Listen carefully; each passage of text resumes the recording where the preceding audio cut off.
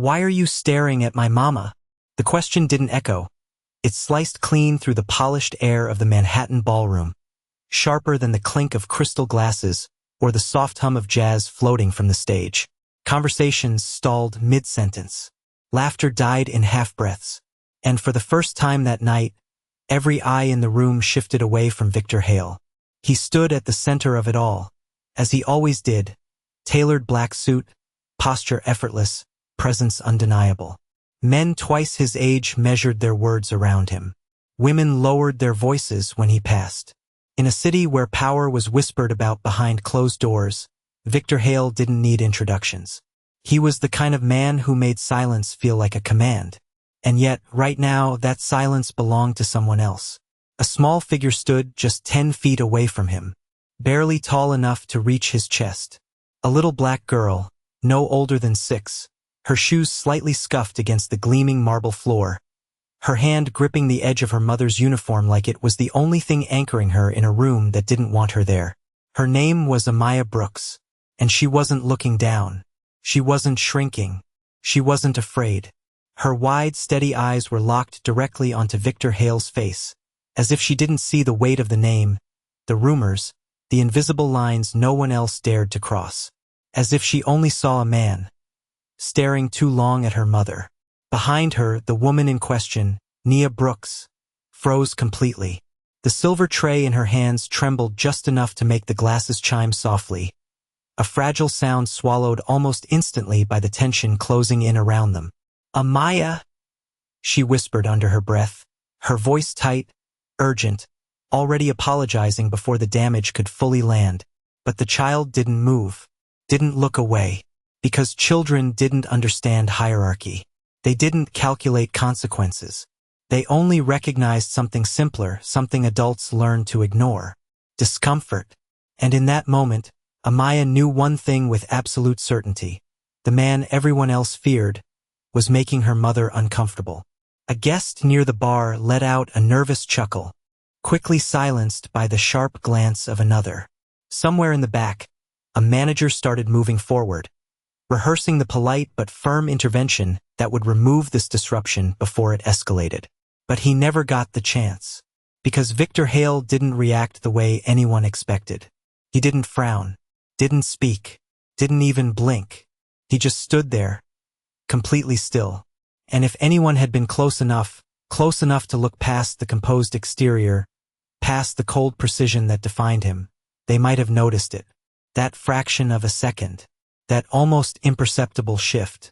Not anger, not irritation, something else, something older, something buried. Because Victor Hale wasn't looking at the child. He hadn't been. Not really. His gaze had been fixed, unmoving, unwavering, on the woman standing behind her, on Nia Brooks, as if the room, the music, the entire world had faded into nothing the moment he saw her face. As if 7 years had collapsed into a single breath. And for the first time in a very long time, Victor Hale didn't look like the most powerful man in the room. He looked like a man who had just seen something he wasn't supposed to see again, and couldn't look away. What kind of child speaks to a man like Victor Hale and doesn't get pulled away? The question hung unspoken in every corner of the ballroom as the silence stretched just a little too long, just enough to make people uncomfortable in ways they couldn't explain. A woman near the front adjusted her diamond bracelet, her eyes darting between Victor and the little girl like she was watching something fragile teeter on the edge of breaking. A man in a navy suit leaned closer to his date and whispered, "Someone needs to get that kid out of here." But no one moved, because no one knew if they were allowed to. And that uncertainty, that hesitation, belonged entirely to Victor Hale. Behind Amaya, Nia Brooks lowered her head, her shoulders tightening as if bracing for something inevitable. Her fingers curled tighter around the tray, knuckles paling under the soft glow of the chandelier lights. "I'm so sorry, sir," she said quickly, her voice controlled but thin, the kind of voice that had learned how to apologize before being asked. She didn't mean, "It's okay." The words didn't come from her.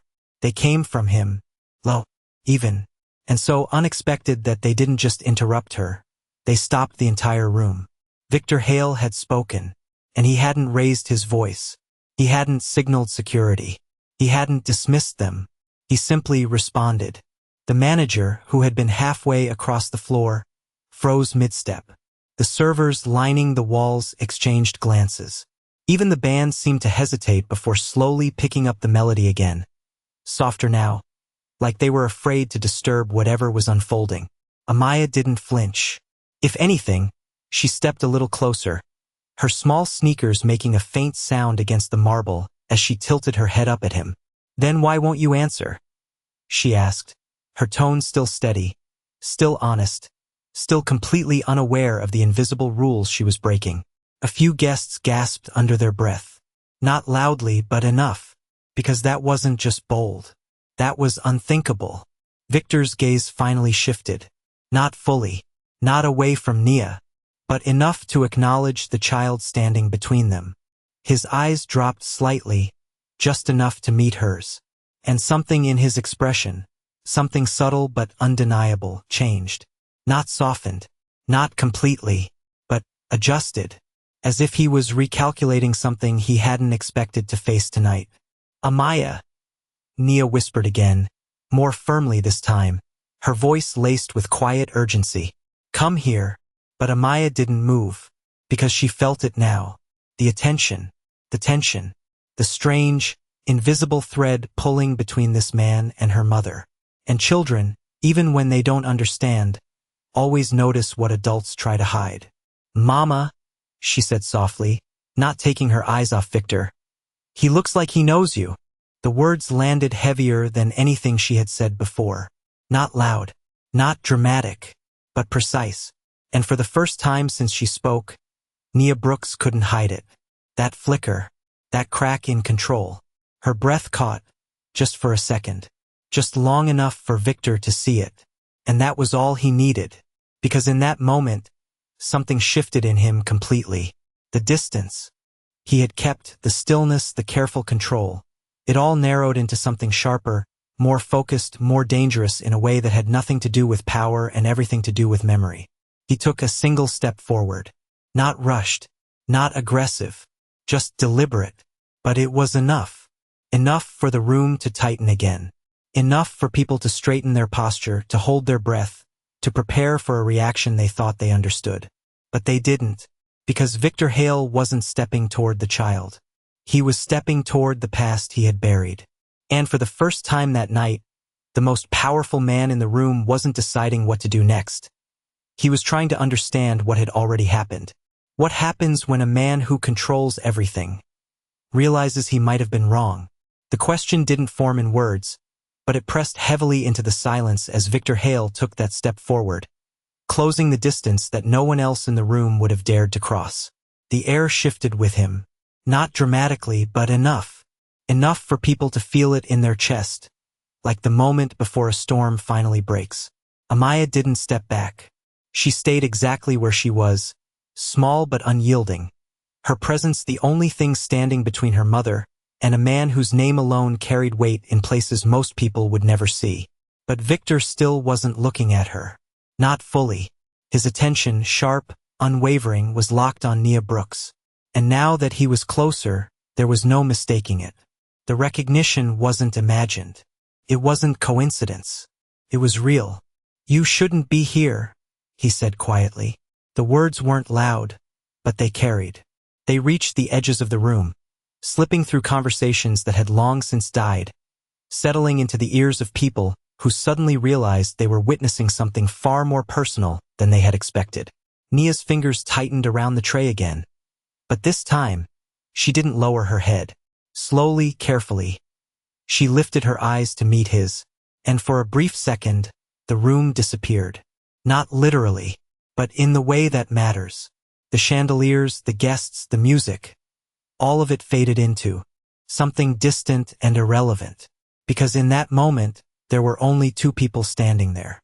Two people who shared something no one else understood. Amaya glanced between them, her small brow furrowing slightly. She didn't know the history, didn't understand the weight of 7 years compressed into a single glance. But she felt it. Children always did. "Mama?" she said softly, tugging at Nia's sleeve. That one word broke the stillness just enough. Nia inhaled slowly, steadying herself, but her voice, when it came, was no longer apologetic. "I'm working," she said, not to Amaya, but to him. It was subtle, the tone, the choice of words, but Victor heard it. Of course he did, because it wasn't just a statement.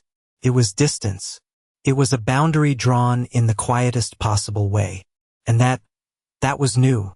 His jaw tightened slightly, not in anger, in recognition, because the woman standing in front of him wasn't the same one he remembered. Not the one who had once stood in the rain, waiting. This version of Nia Brooks didn't wait for anyone anymore. A faint murmur rippled through the guests, barely contained curiosity creeping back into the room. A few leaned closer. Others pretended not to watch while listening to every word. Because now it was clear, this wasn't just a misunderstanding. This was history, and not the kind that faded easily. Victor's eyes flickered briefly, just once, toward Amaya. It wasn't a long look, just a fraction of a second. But it was enough. Enough to register something. The shape of her face. The way she stood her ground. The quiet defiance in her posture. And something about it didn't sit right. Not wrong. Just familiar in a way he couldn't immediately place. He looked back at Nia, his voice lower now, more controlled, more deliberate. 7 years, he said. Not a question. Not exactly a statement either. Just a marker. A line drawn across time that only they could see. Nia didn't respond right away. She didn't have to, because the way her expression shifted, just slightly, answered him more clearly than words ever could. She hadn't forgotten, and neither had he. But what neither of them said, what lingered unspoken between them, was heavier than anything already revealed. Because if this was truly the first time he had seen her in 7 years, then there was only one question left hanging in the silence. Why now? Can a single memory undo 7 years of silence? The question didn't need to be spoken, because the answer was already unfolding behind Victor Hale's eyes as he stood there, unmoving, staring at Nia Brooks like time itself had cracked open beneath his feet. The ballroom faded, not completely, but enough. Enough for the polished marble to blur into something colder, older. Rain-soaked pavement, flickering streetlights. Chicago 7 years ago came back without permission. It always did when he let his guard slip, even for a second. She had been standing there, right outside the passenger door of his car, her coat too thin for the cold, her hair damp from the rain, her hands shaking but not from fear. Not entirely. Determination had a way of masking fear, and Nia had always been stronger than she looked. He remembered the way she knocked on the window, not frantic, not desperate, just once, firm, like she believed he would open it. Inside the car, the engine was still running, the heater humming softly, the world sealed off behind tinted glass. Victor had been younger then, not weaker, but less careful, less controlled, and that had made everything more dangerous. "Victor," she had said when he finally lowered the window halfway, just enough to hear her voice over the rain. Not sir, not Mr. Hale, just his name, the way she always said it, like she expected him to listen. "I need to talk to you." He hadn't stepped out of the car, hadn't even unlocked the door. His fingers rested lightly on the steering wheel, his expression unreadable, already pulling back into the version of himself that survived by never letting anything get too close. "Not tonight," he had replied, calm, distant, final. But she hadn't moved. The rain kept falling, soaking through her sleeves, dripping from her fingertips, but she stayed exactly where she was, as if walking away wasn't an option she had considered. "You need to hear this," she said, her voice steady despite everything, and there had been something in her eyes that made him hesitate. Not long, just a fraction of a second, but long enough for her to say the words that would echo for years. "I'm pregnant." Back in the ballroom, Victor's fingers curled slightly at his side, the memory pressing harder now, sharper, more defined. Around him, the music continued, conversations slowly trying to rebuild themselves, but he didn't hear any of it, Because in that moment 7 years ago, he had made a decision. Not quickly, not impulsively, but deliberately. He had looked at her, really looked, taken in the truth in her expression, the certainty in her voice. And then, he had chosen distance. Not denial, not cruelty, just distance. You'll figure it out, he had said. Simple, controlled, like it was a problem with a solution that didn't involve him. Her face had changed then, not dramatically. No tears, no pleading, just something closing, something quiet and final. I already did, she had replied, and that had been the last thing she said before he pressed the window button. Sealing the car again, cutting off the sound of the rain, cutting off her voice, cutting off everything that didn't fit into the life he had built. The car had pulled away, slowly at first, then faster, and when he looked in the rearview mirror, she was still standing there. Not chasing, not calling out, just watching, as if she understood exactly what that moment meant. Back in the present, Victor inhaled slowly, the air in the ballroom suddenly feeling thinner, heavier. His eyes remained fixed on Nia, but now there was something else behind them. Not just recognition, not just memory, but the beginning of something far more dangerous. Doubt. Because for the first time in 7 years, the version of that night he had accepted without question didn't feel complete anymore. And somewhere deep beneath the control, beneath the power, beneath the man everyone feared, something began to shift. What if the truth had been standing in front of him this whole time, and he chose not to see it? The thought didn't come to Victor Hale as a sentence, but as a pressure, subtle at first, then growing heavier with every second he remained standing. There, facing Nia Brooks and the child who refused to step aside. The ballroom had started to breathe again, cautiously, like people were testing whether it was safe to return to their conversations. But no one truly disengaged. Eyes lingered, ears strained, because something was happening here that didn't belong to the polished world of charity galas and carefully curated appearances. Something real, something unresolved. Victor's gaze dropped again, this time not just a flicker, not just a passing glance, but deliberate, measured. He looked at Amaya, really looked, the way he would study a detail others missed, the way he assessed risks, patterns, truths hidden beneath surface noise. Her stance, the slight angle of her shoulders, the way she held her ground, not aggressively, not defiantly, but with a quiet certainty that didn't match her age. And then there was her eyes. Wide, yes. Innocent, yes. But steady. Too steady. As if she had already learned that backing down didn't always make things safer. Victor's brow tightened, almost imperceptibly, because something about that steadiness felt familiar. Not identical, not obvious, but enough to stir something he couldn't immediately place. Amaya noticed him looking now, not just at her mother, but at her. And instead of shrinking, she shifted slightly closer to Nia, her small hand instinctively reaching for her mother's sleeve. It wasn't fear. Not exactly. It was protection. A child's version of it. "Mama," she murmured softly, her voice lower now but still clear. "He's still looking." Nia didn't respond right away, but her body did. Her posture adjusted just enough to place herself more firmly between Victor and her daughter. It was subtle. Most people wouldn't have noticed, but Victor did. Of course he did. And that was the moment something cracked. Not visibly, not dramatically, but internally, in a place he had kept sealed for years. Because that movement, that instinct, it didn't align with the version of events he had accepted. Not with the report he had read. Not with the conclusion he had made. 7 years ago he had been told a story. Clean one. Simple. Efficient. Nia Brooks had disappeared. The child had been gone. No Thais. No complications. No reason to look further. And for a man like Victor Hale, clarity was everything. He didn't operate on uncertainty. He didn't leave questions unanswered. So he had accepted it. Filed it away. Moved on. But now, standing here watching the way Nia shielded the child without hesitation, without calculation, something didn't fit. Because this wasn't a woman who had walked away from a child. This was a woman who had built her entire posture around protecting one. His jaw tightened slightly, his voice lower now, quieter, but more precise than before. "You said," he began, then stopped. Not because he didn't know what to say, but because for the first time, he wasn't sure the words he had relied on were still true.